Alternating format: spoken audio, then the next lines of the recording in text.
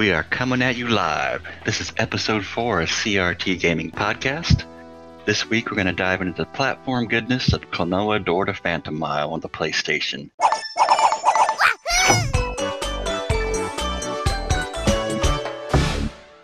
Joining me this evening is good buddies of mine, Dazpick and Gohan.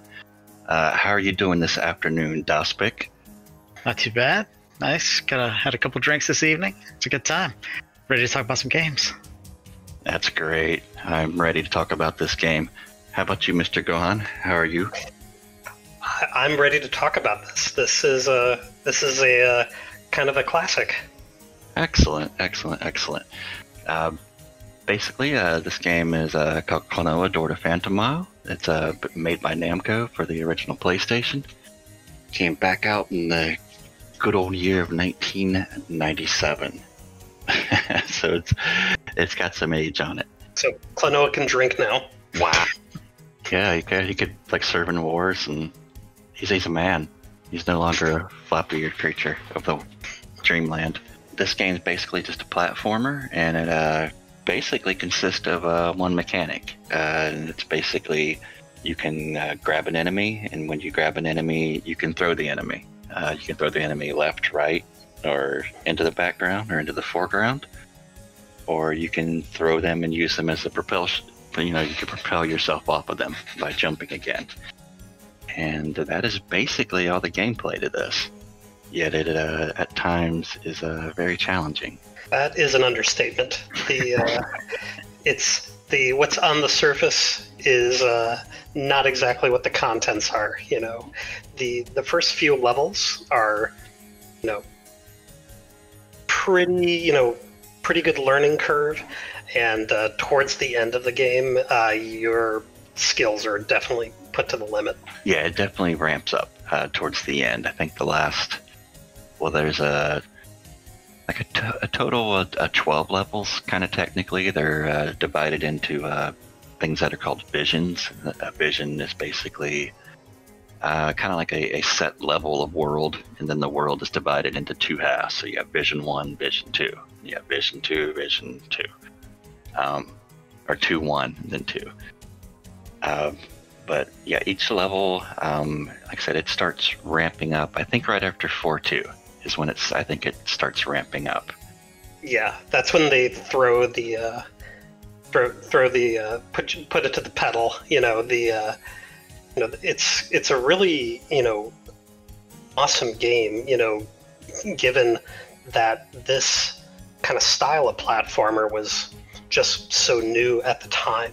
And for folks who haven't played the game, it's a 2.5D platformer. And when this game came out, I think I was in college when it came out. There's definitely new technology, and people were excited to use it. And there were a couple games that were trying to do platforming like this. There was a game called Clockwork Knight for the Sega Saturn that used kind of 2.5D, which was like they'd use two-dimensional sprites to do the characters, but they'd use 3D geometry for the backgrounds. And I think there's another game on the Saturn called Bug that was trying to do a little bit of this. But I think stacking those up against Klonoa is not really fair, because Klonoa has just so much more kind of polish, and execution, with its design. Yeah, I do feel the game mechanics, I don't know if you guys feel this way, but I felt this way. A lot of the early 3D games, like when you're making the transition from like the 2D land into the 3D, I always felt like the 3D games got the jump mechanic wrong. It always felt a little floaty to me. It didn't feel right compared to the 2D games that I kind of grew up with. And I think this is the first one that really nailed it, where it didn't feel out of place or slightly off. It just kind of felt perfect. I could go with that. Yeah, the definitely the platform mechanics were awesome. I mean, it controlled really well, which is always what you want in one of those games. But yeah, it was solid, man. And kind of like the plot to the game basically is you're this floppy-eared cat dog-like creature named Klonoa that's got a hat with a Pac-Man on it. And you have this lifelong friend named Hupo. And basically bad stuff starts happening in your neighborhood. And you got to kind of go investigate it and see what's going on. And you kind of come to find out there's this creature named Gadius who is basically trying to just burn the world down. He's just not happy with how things are, and he's content with just watching it burn. And he has a henchman named Joka, who shows up through the game quite a lot just to antagonize you. The true villain of the game. He is kind of scary. He kind of reminds me of a like an early version of the clown from Spawn. Like the clown you don't see as something intimidating, but Joka is not to be messed with. Oh yeah, like the violator. The character designs in this were awesome, and it's always cool, to see great looking art, and you're getting all of this cool, storytelling with this crazy made up language, which I am a huge fan of made up languages in video games, and this one is definitely up there. Yeah, I always love it because it kind of suspends reality for me, like because I don't know what it's supposed to sound like, and for a lot of reasons, like on games, if there's like a Japanese audio track, I will generally choose that because if the voice acting is bad in English, it really sticks out to me, and it kind of ruins the game a little bit for me. But then if the Japanese voice acting is bad, I can't really tell. So it sounds kind of cool to me, so I roll with it. But I did enjoy the childlike gibberish these creatures speak. I found it enjoyable, as well as the music to the game. I thought a lot of the music has a lot of memorable tracks, and nothing really stuck out as like this is kind of like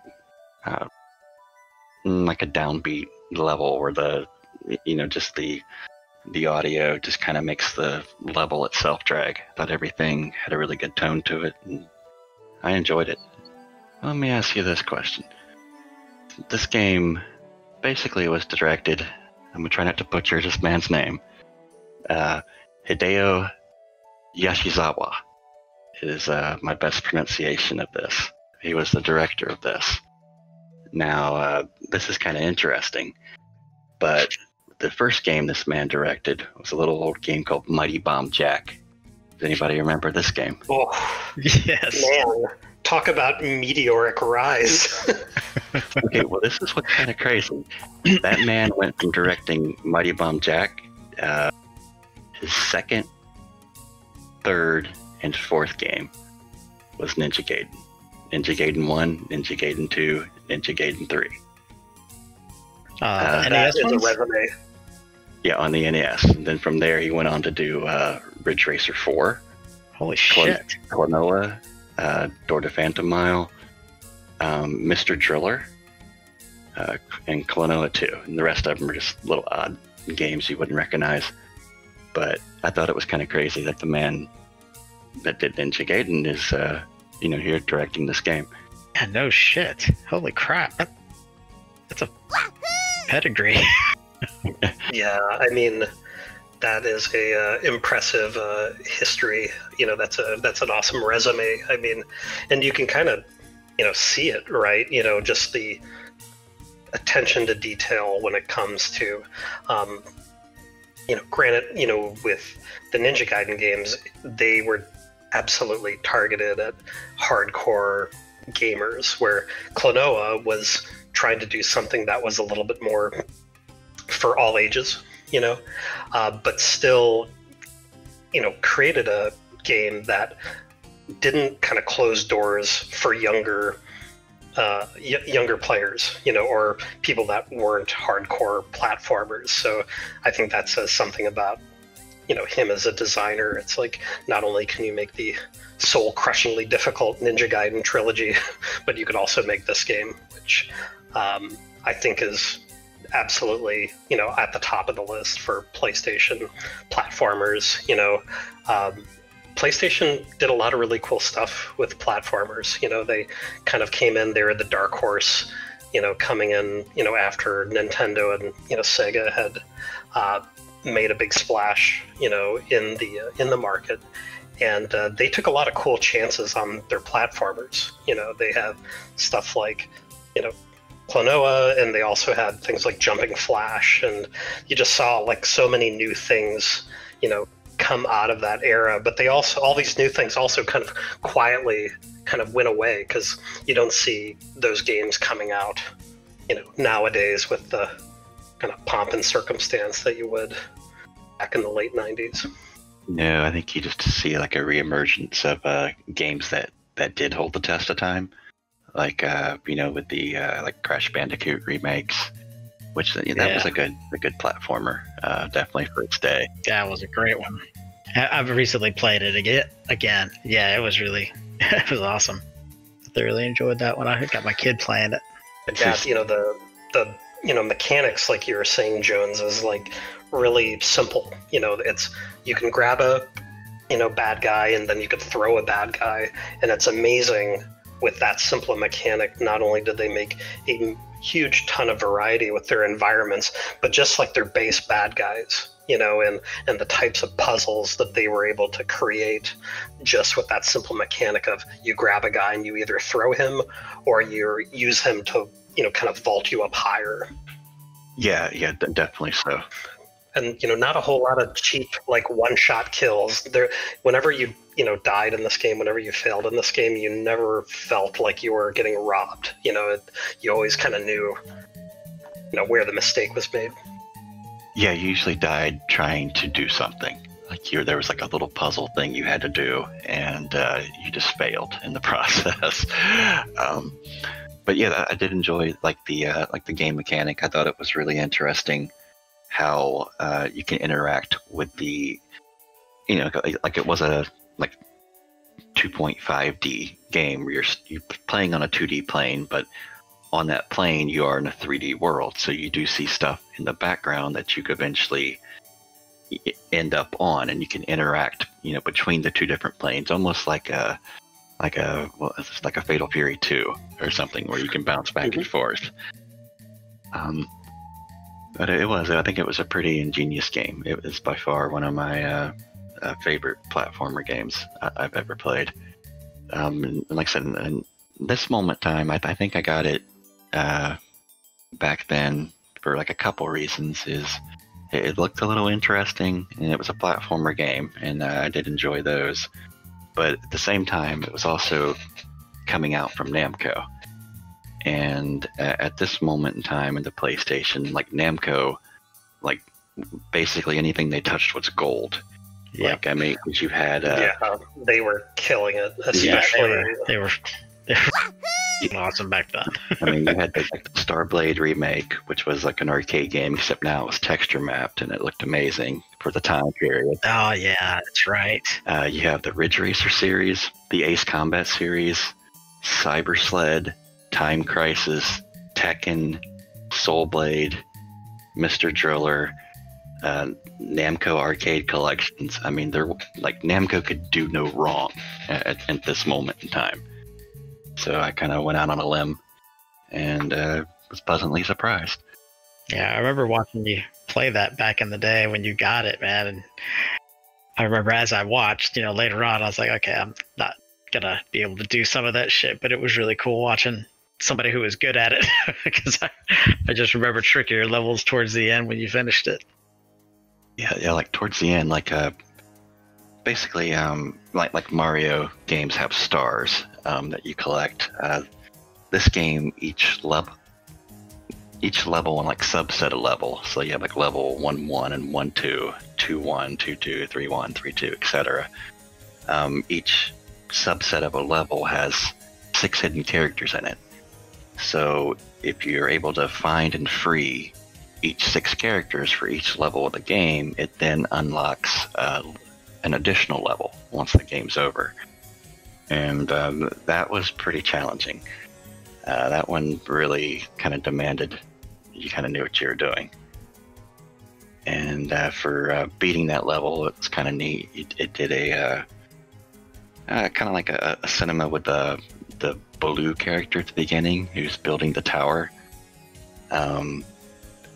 He's basically professing his love to the songstress, Lafise, I believe her name was.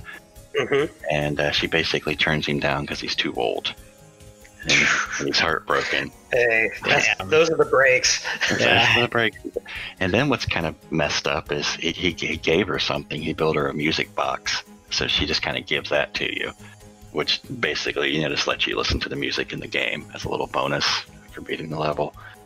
But there's a lot of things I think are messed up in this game. That when I originally played it... Here we go.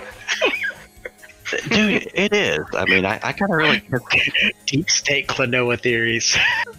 Because when I originally played it, it was like a sad. I got a sad feeling at the end of this game. But no, when I'm playing it now, I'm looking through it through different eyes, and this game is literally it is all about lying, betrayal, scheming. It is horrible. This game, I feel worse for Klonoa than I did before when I was sad for him. It is about see. When we decided to play this game, immediately the next day, I kind of just plowed through it in about 4 hours. And that's impressive. Jesus. Yeah, it ain't bad because I watched a couple people do playthroughs on it after I had played through it, and there's some good people online. I mean, they're smashing this game in about 2 hours, and basically I've beaten the game, and Mr. Gohan, throughout the course of the week, has beaten the game. Is that correct? Yes, I was able to, get to the ending. I didn't get the super secret special level, nor do I think I ever will with my my old gamer hands. But I was able to defeat the end boss last night. There's Gadius, and then there's the Nahutum. I think that's Nahutum. Yeah, which is a pretty crazy looking creature. And Mr. Dazpick, you what level did you end up reaching in this game? Got to 3-1, just from a sad lack of time. But yeah, what I played through was awesome. And definitely one thing that you were saying earlier was one thing I really liked was how tight the control was. Yeah, and I mean that was phenomenal because when you play a ship platformer and the jump's too floaty or whatever, it just doesn't ever feel right. This one, man, as soon as you pick up the controller, it's doing exactly what you want. And when you get hit, you're not bouncing all over the damn screen. You don't feel like the game's killing you. Right. It was awesome. I really liked that. I didn't get very far, unfortunately, but yeah, I did thoroughly enjoy it. Okay. Well, just let me sum up a couple things for you here, since you missed out on the story, because the story doesn't really take a turn to the dark till I think it's Vision 5.2, or maybe the start of 6.1. So when it happens, if you had made it to Vision 4.2, basically there is a pendant, I believe you have to get, and you Klonoa and Hupo have to find his the grandmother. You go on this level 1 quest, you find her, and she tells you this pendant's at grandfather's house, which is Grandpa's house. That little bit of information gets leaked to the evil, notorious Joka, the henchman of Gladius. And so when you go to arrive at Grandpa's house, Joka's done been there.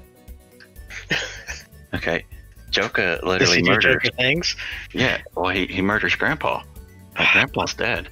there's a very emotional scene with Klonoa in his language yelling "cheapy," like on top of a mountaintop. It's painful. Yeah, he screams it like 3 or 4 times. He's like "cheapy," you know, he's losing it. So you feel bad for him.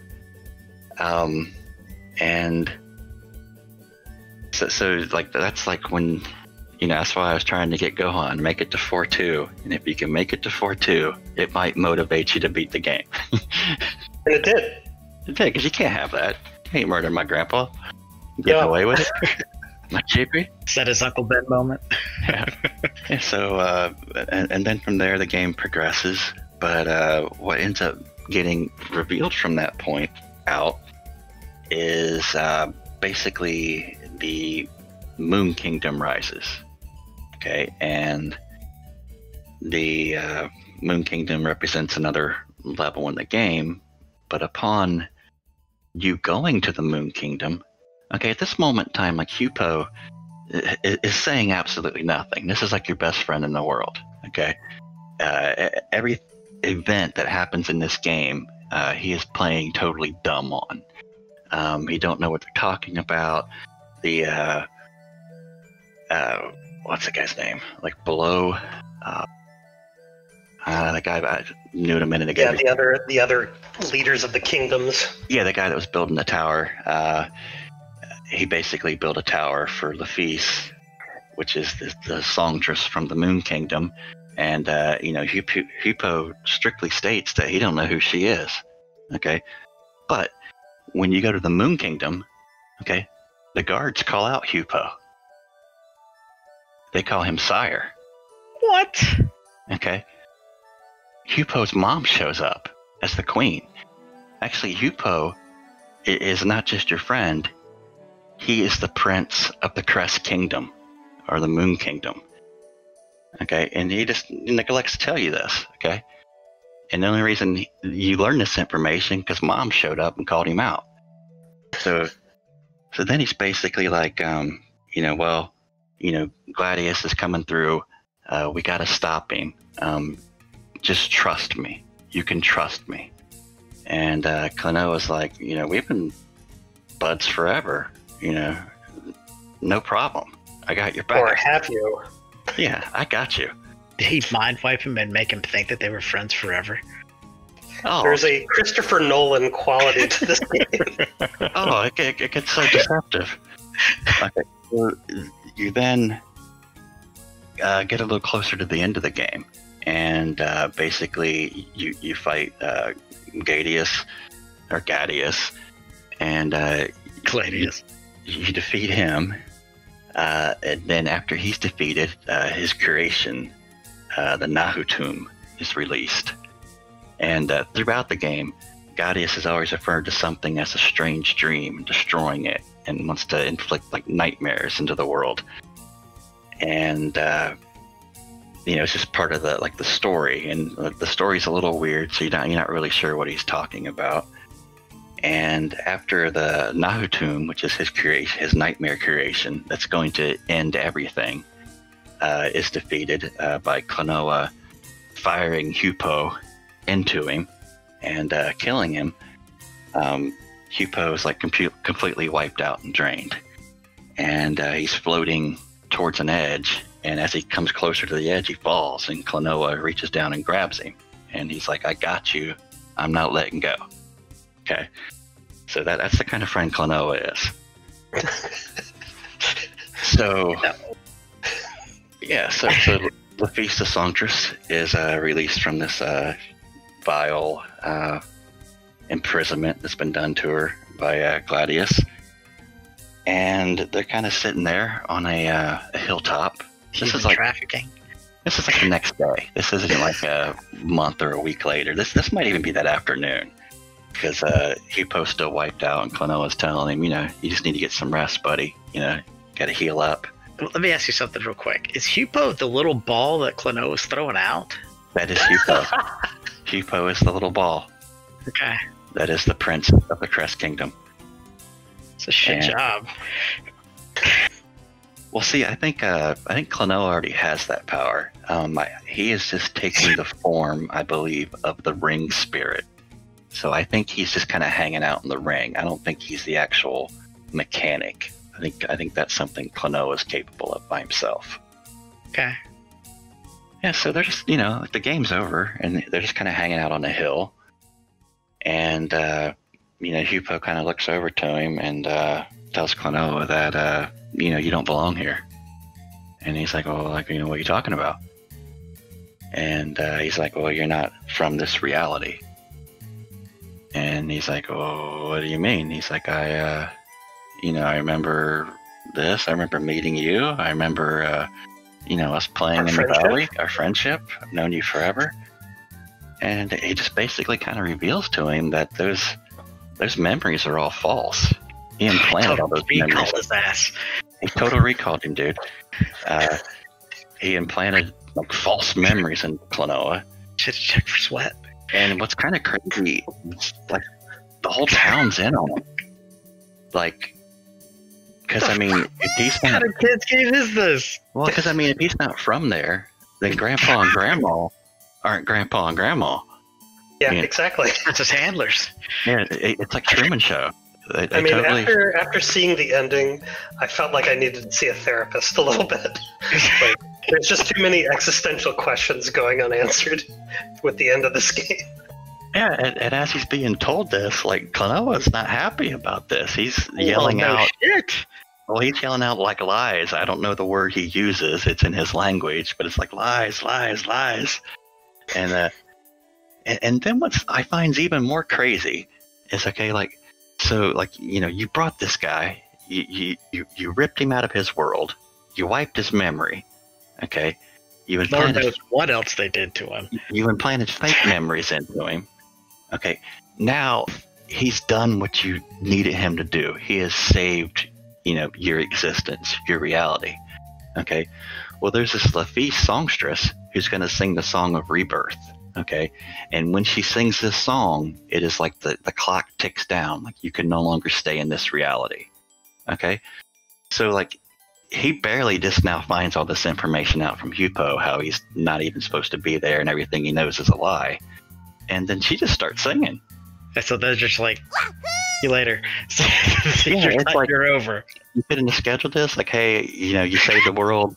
I was going to sing this today, but, you know, I think tomorrow might be better or anything. It's just like, no, yada, yada, yada, I'm singing. And then, like, a portal opens up and it starts, like, sucking Klonoa into it, like a black hole. The door to Phantomile. It is the door to Phantomile. And then this is where Hupo has to change of heart, or maybe not.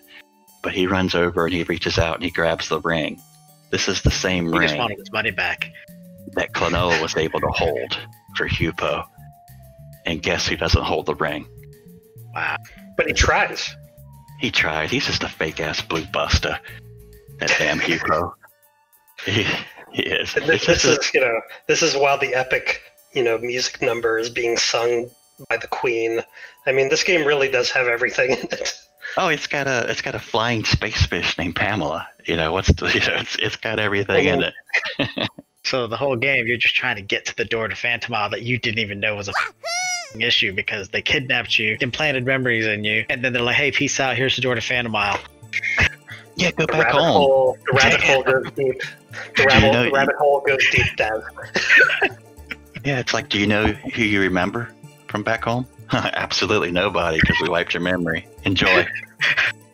Why do I have a feeling at Jones's house right now, there's like this Kennedy assassination, like, you know, whiteboard to describe it. Maybe, okay, on the grassy knoll. So, okay, people out there in TV land, if you can explain to us the storyline for this game, let us know in the comments, please. Yeah, if you think I'm wrong. But like I said, when I was playing through it again, the whole implanting memories thing, I was like, well, this is messed up. Yeah, that's not cool, man. I mean, what the hell? I'm just kind of shocked to know that. Damn. It starts rolling quick. It's throwing a lot at you. And I'm sure they're doing it with all these cutesy, fun animations and music happening. I mean, this is some deep stuff for a kid. That's what I'm saying. Like, holy shit. What kid is going to watch that and be like, huh, what?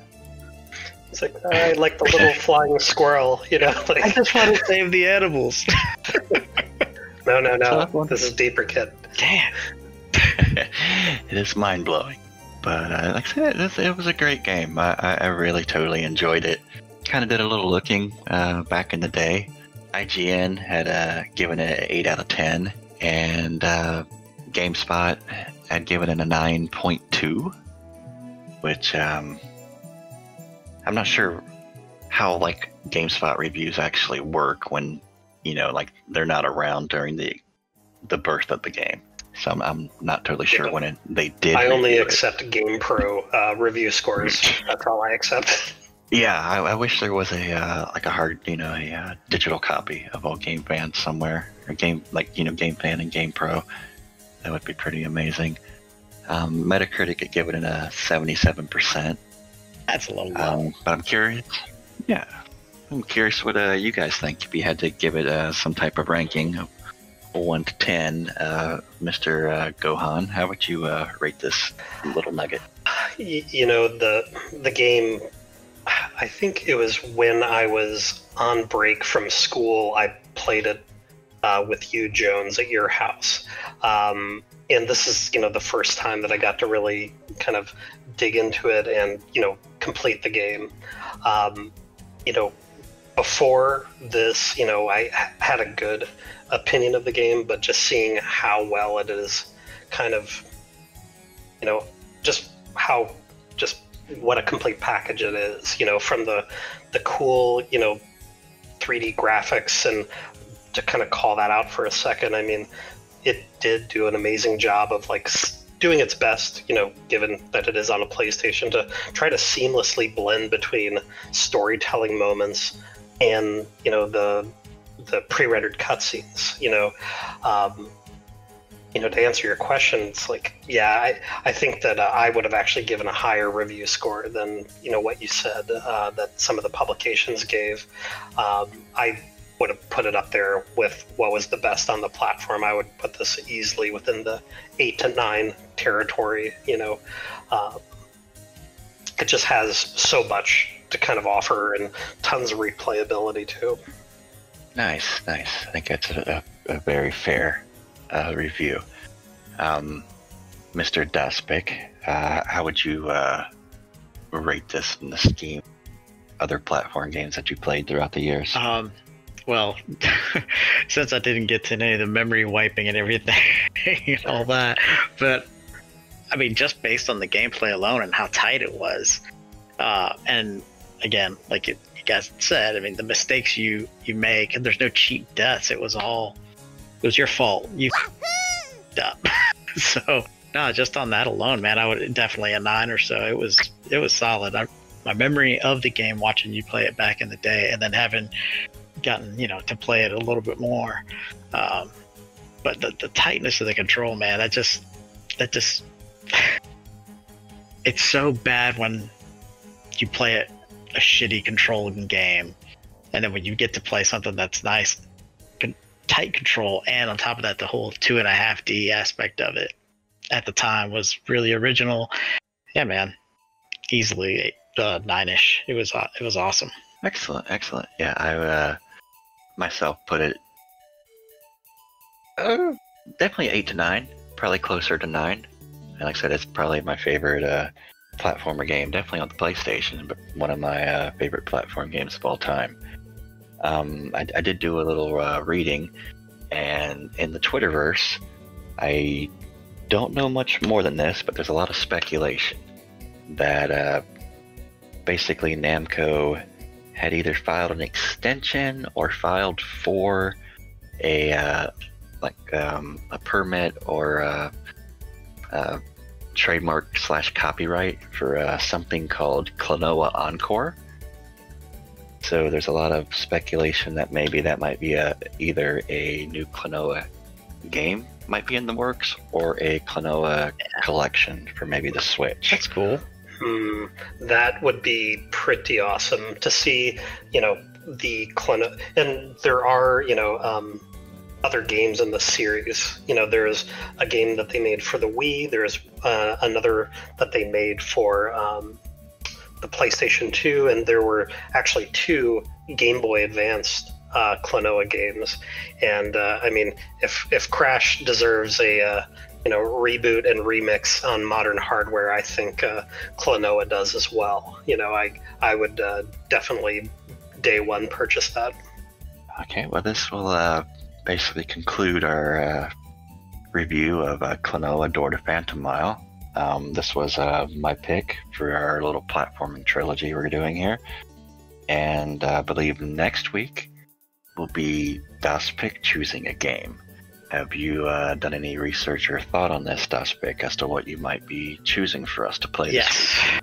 It's hard not to. You don't want to pick things that everybody and their mothers played, because, what are you gonna say about like Super Mario Brothers or whatever? But I remember a game that I played on Genesis called Rocket Knight Adventures that was fantastic. I really enjoyed it, and then it came out with a sequel.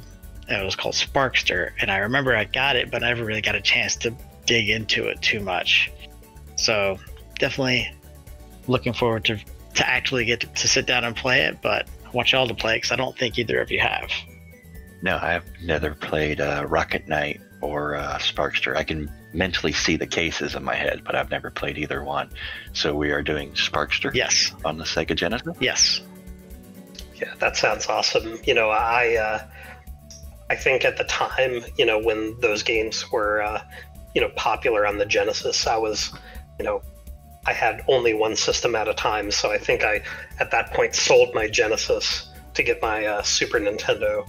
But Rocket Knight was one of those games that I did get to check out, and was a little sad that I sold my Genesis over.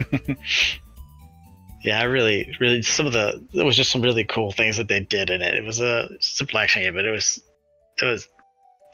you'll see it in the sequel, I'm sure. But it was awesome. It looked really colorful and pretty, and he was a cool character. Excellent. Well, we will adjourn this meeting for episode 4 and return next week with episode 5 with Sparkster. Yes, sir.